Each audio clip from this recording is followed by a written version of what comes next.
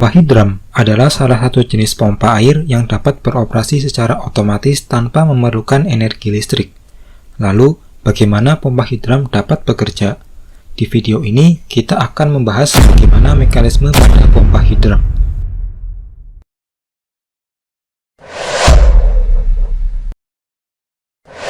Perlu Anda ketahui, meski hidram tidak perlu listrik, bukan berarti pompa ini tidak bisa beroperasi dengan sendirinya.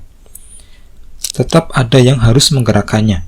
Dalam hal ini, hidram digerakkan oleh aliran air. Jadi, pompa hidram biasa dipakai untuk memindahkan air dari sungai ke tempat yang lebih tinggi. Dan hidram ini harus diletakkan di dalam aliran air, karena sumber energi hidram berasal dari air yang mengalir tersebut. Hidram sendiri sebenarnya singkatan dari hydraulic ram pump, atau pompa yang memanfaatkan aliran hidrolis. Artinya, hidram ini tidak akan bisa beroperasi pada genangan air yang tidak punya aliran. Hidram dapat mengangkat air ke tempat yang lebih tinggi berkat adanya energi dari efek water hammer. Efek water hammer ini diciptakan di dalam hidram melalui sebuah katup. Ilustrasinya begini. Ketika air mengalir pada sebuah peralon, muncul tekanan statis, atau tekanan akibat pergerakan air yang mengalir. Nah, ketika tiba-tiba kita tutup peralon tersebut, aliran air akan menghantam penutup itu dan mengakibatkan tekanannya naik drastis secara sekejap.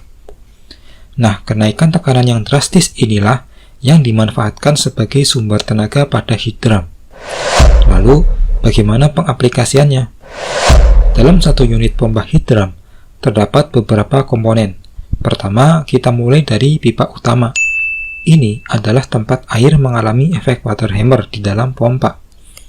Lalu, terdapat saluran input sebagai tempat air untuk masuk, saluran output sebagai tempat keluarnya air, dan yang mengarah ke atas adalah saluran limbah. Saluran input terhubung ke pipa input. Biasanya, di sini terdapat keran untuk mengaktifkan atau menonaktifkan pompa. Pipa input ini terhubung ke selang yang ujungnya terletak di tengah aliran air. Biasanya, posisinya juga agak ditinggikan. Ini bertujuan untuk memperkuat aliran air yang ada di dalam saluran input. Jadi saluran input akan menyuplai aliran air yang akan dipompa ke atas, sekaligus sebagai sumber daya pompanya.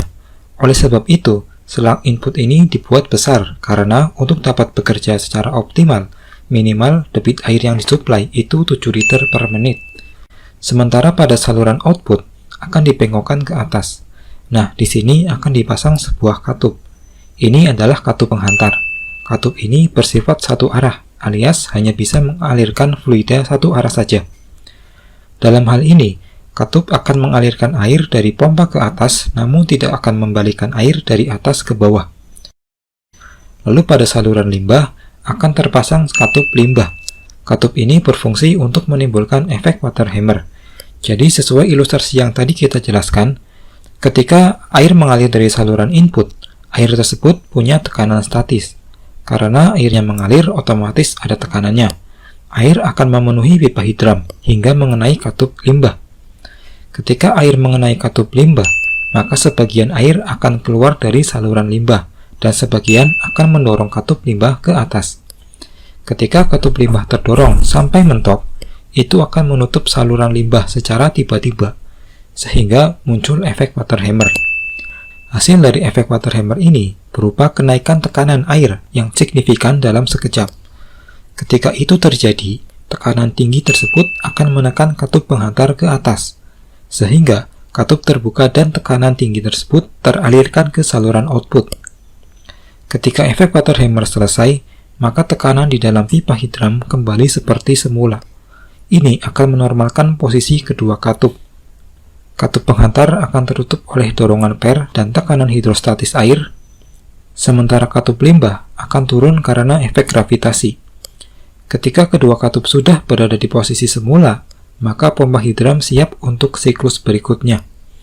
Jadi intinya, pompa ini akan bekerja selama ada aliran air di dalam saluran input dengan debit yang memadai. Itu akan menggerakkan kedua katup untuk terbuka dan tertutup secara bergantian. sehingga menimbulkan efek pompaan secara frekuentif. Nah, karena hasil pompaannya frekuentif dan tidak stabil, maka kita perlu meletakkan tabung udara pada saluran output. Ini bertujuan untuk menstabilkan tekanannya. Dengan adanya tabung udara, tekanan air dari pipa hidram tidak seluruhnya langsung keluar, tapi sebagian keluar ke pipa output dan sebagian mengkompresi tabung udara. Ketika efek water hammer selesai, tekanan hidram kembali normal. Udara yang sebelumnya terkompresi di dalam tabung udara akan mengembang sehingga air terdorong ke pipa output.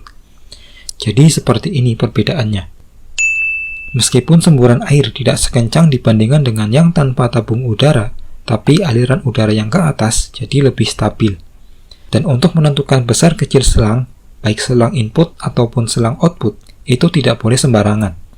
Selang output harus lebih kecil, agar air dapat dipompa ke tempat yang setinggi mungkin.